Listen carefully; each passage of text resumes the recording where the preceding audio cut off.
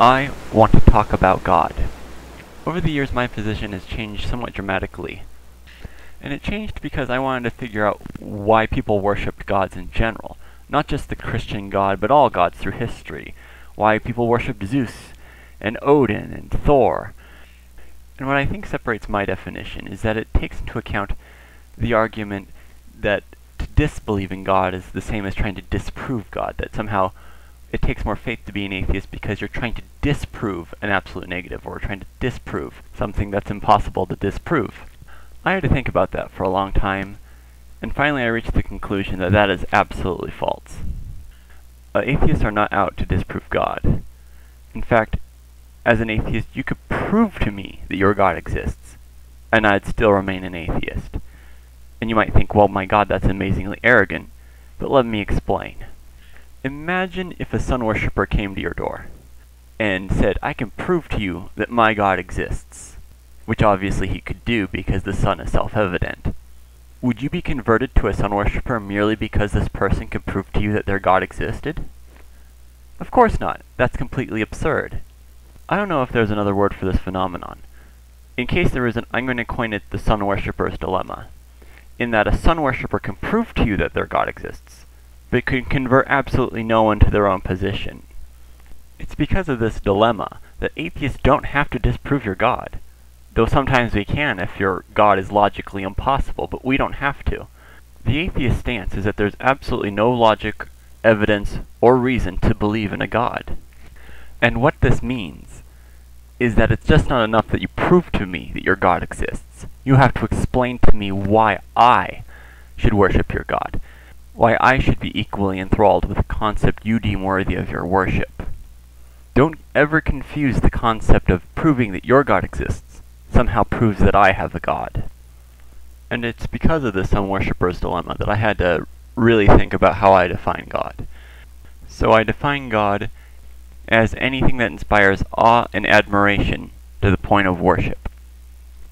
The reason I chose the word worship is that it's the one phenomenon that all religions share in common. At least to my knowledge, I can't think of any God that isn't worshipped.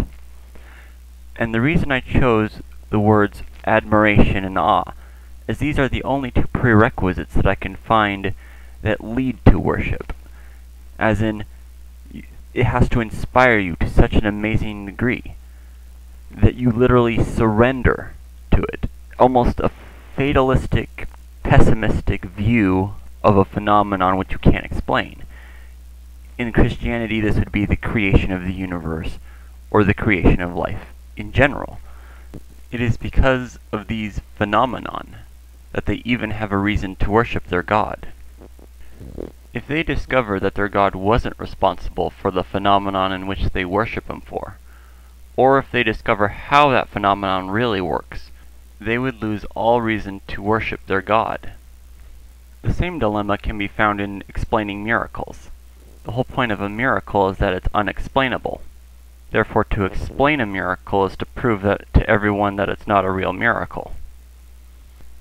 And it's because of this problem that we can reach a profound understanding about gods in general.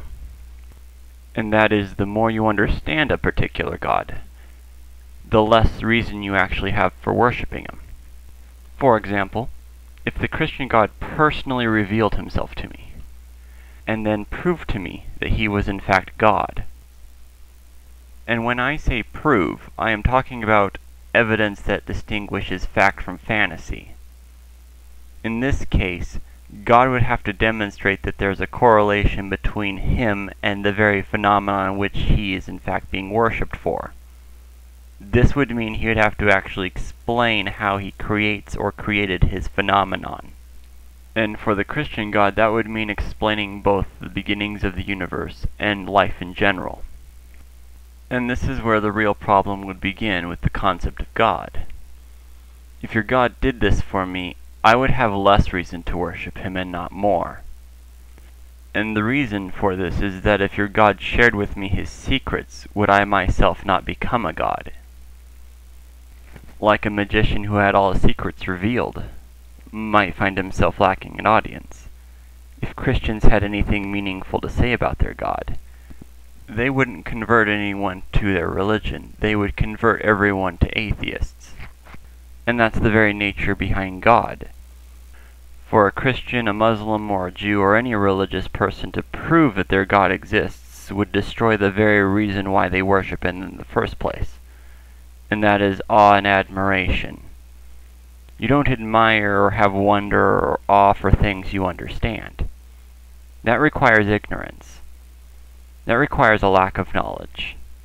If you can explain your God to me, then you've just proven to the world that you have no God.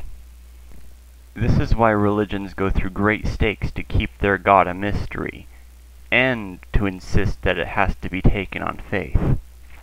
It is not God who goes through great pains to hide Himself. It is the religious that go through great pains to hide their God.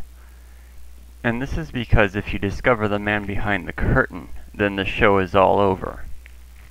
I think even the religious acknowledge this to some degree, which is why they've invented the God of the gaps, as if to confess that their God needed protection from the scientific method that has been picking it to pieces ever since.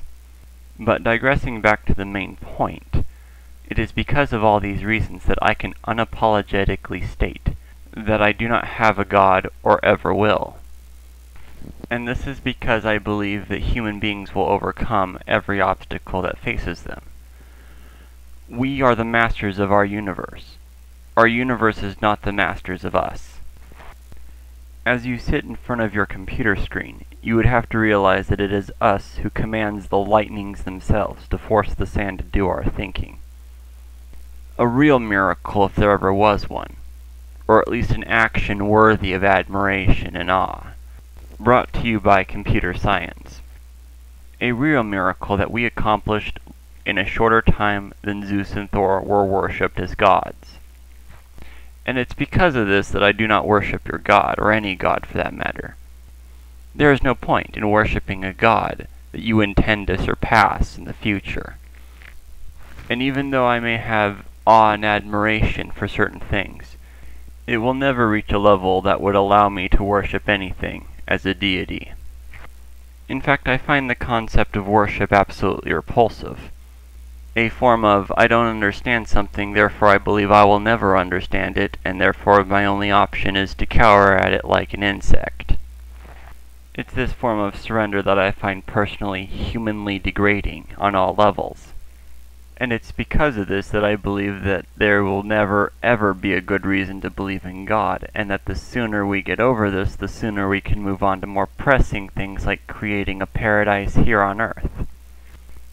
A real paradise that's actually reachable, that's foundations have already been paid for and paved by people far greater and smarter than I.